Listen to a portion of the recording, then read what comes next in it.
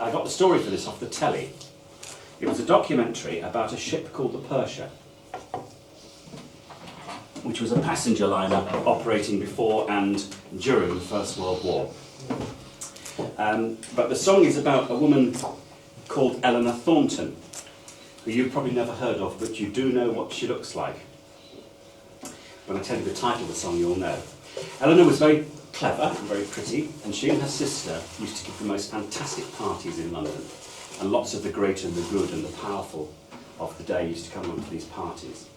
And because of that, she met a very important young man, and got a job, first of all, as his secretary. But she also had another job, a sideline or a day job, as we musicians would call it. And her day job was sitting as an artist model. And she used to sit for a guy called Charles Sykes, who, again, you've never heard of, but you are familiar with one of his works. When I tell you the title of the song, again, you will know what it is. He was a painter and a sculptor, and he made a very famous little sculpture called Spirit of Ecstasy, yeah? Which is, of course, the proper name for the flying lady on the front of the Rolls-Royce motor car. So this is the song, this is the true story of what happened to Eleanor.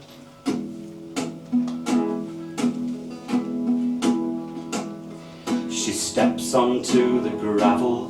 The house looks so intimidating. Nervously she tucks a wisp of hair beneath her hat. Then bravely lifts the knocker, rehearsing her credentials. It's a job she feels well suited to, and true, she needs the cash.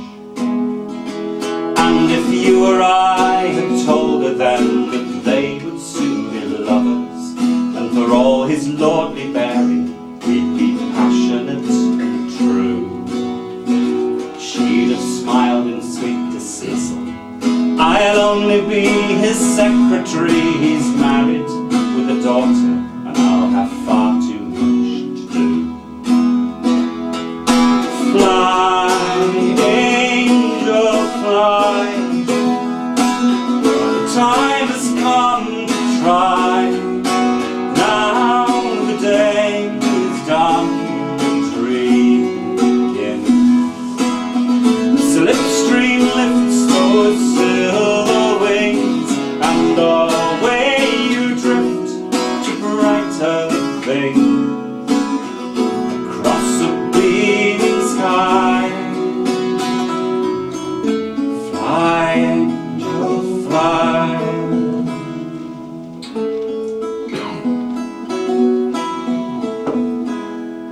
Driving in the motor, it's their only perfect privacy to talk about their passion and the child that's on the way. Through the lanes to Bewley, maybe stroll upon the shingle, maybe gaze across the blue to where the Solent meets the sea. And she steps into my studio, pours out all her troubles, and I do my best to capture what might best be left unknown. The laughter and the sparkle, the wit and the commitment, but no whisper of the scandal that would bring a good man down. Fly, angel, fly. The time has come to try.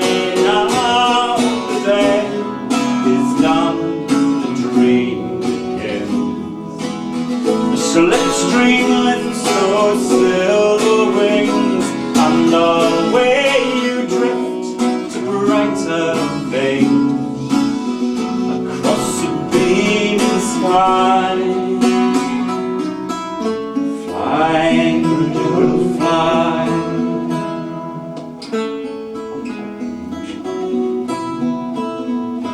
In those days of solemn duty, it would never do to question that his loyalty must be to king and country and the state. But when war demands a voyage, she's more than indispensable. They leave the children waving as they steam towards their fate. Sitting down down to luncheon in the safe Mediterranean. Suddenly alert as the torpedo finds its mark. There's no time for the lifeboats, no time for anything. He holds her in his arms as they slide deep into the dark. Fly, angel, fly. Time has come to try. Now the day is done. Dream begins. The slipstream lifts those silver wings, and away you drift to brighter things across the beaming sky. Fly, angel, fly.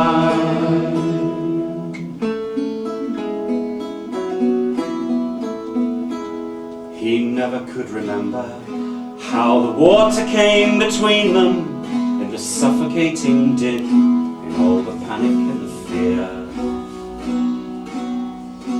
3 days in the open, clinging on to floating things and clinging to belief and all the dreams they held so dear. And he steps into my studio and pours out all his troubles, and for all his lordly bearing, he's desperate and lost. And there upon the table stands the spirit of his lover, and we stand and stare in wonder at the freedom and the cost. Fly, angel, fly. Time has come to try. Now the day is done and the dream begins. Slipstream lifts those silver wings, and away you drift to brighter things across the beam.